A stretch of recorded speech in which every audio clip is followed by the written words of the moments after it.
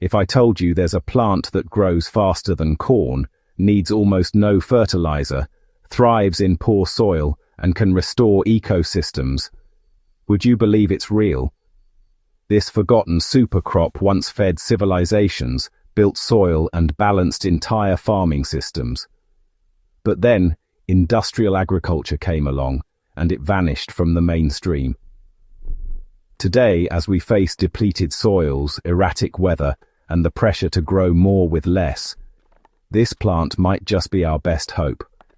Let's rediscover it, and see why it might be the key to a more resilient food future.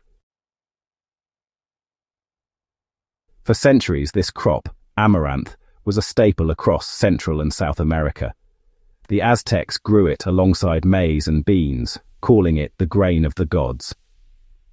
Amaranth isn't technically a grain, it's a pseudo-cereal like quinoa, but it packs more nutrition than almost any cereal crop we know. It's high in complete protein, rich in calcium, magnesium and iron, and contains essential amino acids that corn lacks. So how did we forget about it? When European colonizers arrived, they banned its cultivation, partly because it was used in Aztec spiritual rituals.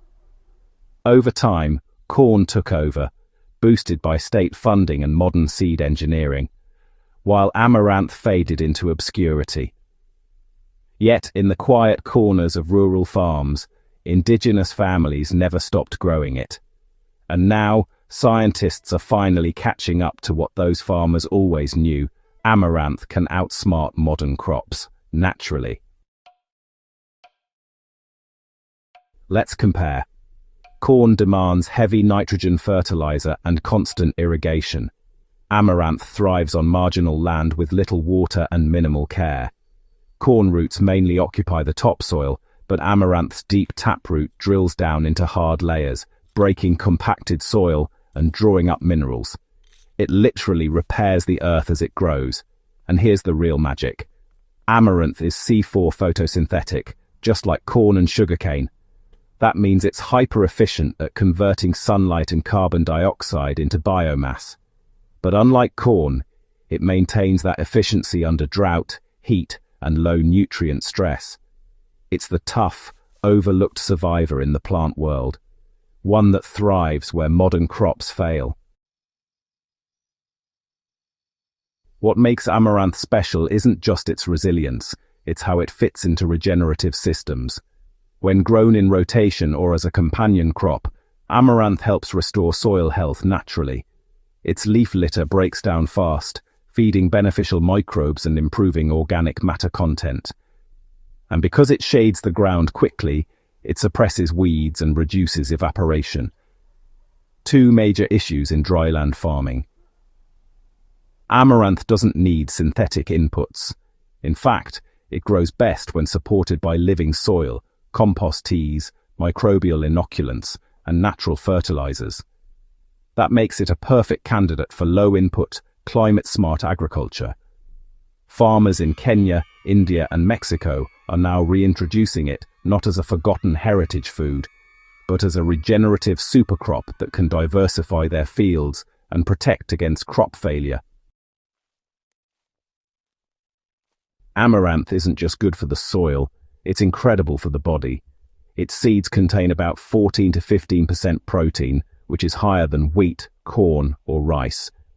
Even more important, it includes lysine, an amino acid most grains lack. That makes its protein complete, similar to what you'd get from animal sources. The leaves are edible too, packed with iron, vitamins A and C, and antioxidants. In some African and Asian cultures, they're used like spinach. So, whether you're a gardener, homesteader, or farmer, one amaranth plant gives you two harvests: nutrient-rich greens early in the season and high-protein seeds later.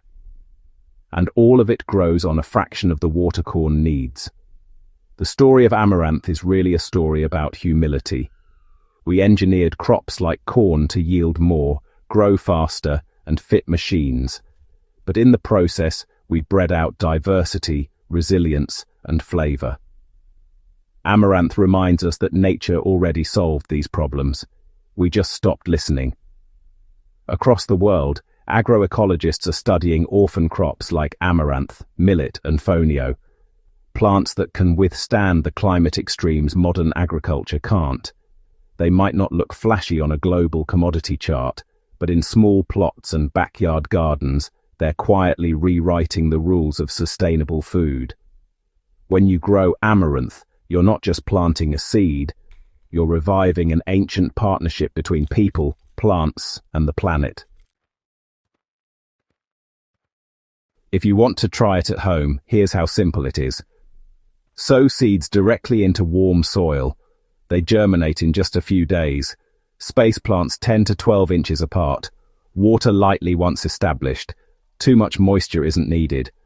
Harvest young leaves early for salads or stir-fries. Let a few plants mature for seed. The seed heads shimmer gold or burgundy when ready. Once you harvest and dry the seeds, you can cook them like quinoa, pop them like tiny popcorn, or grind them into flour for gluten-free baking. The world is rediscovering amaranth because it answers the question modern agriculture can't. How do we grow abundance without destroying our soil? Maybe it's time we stop chasing yield charts and start building resilience from the ground up. Amaranth isn't just a forgotten supercrop. It's a symbol of how simple, regenerative choices can feed us, heal our land, and remind us that progress doesn't always mean something new. Sometimes it just means remembering what worked all along.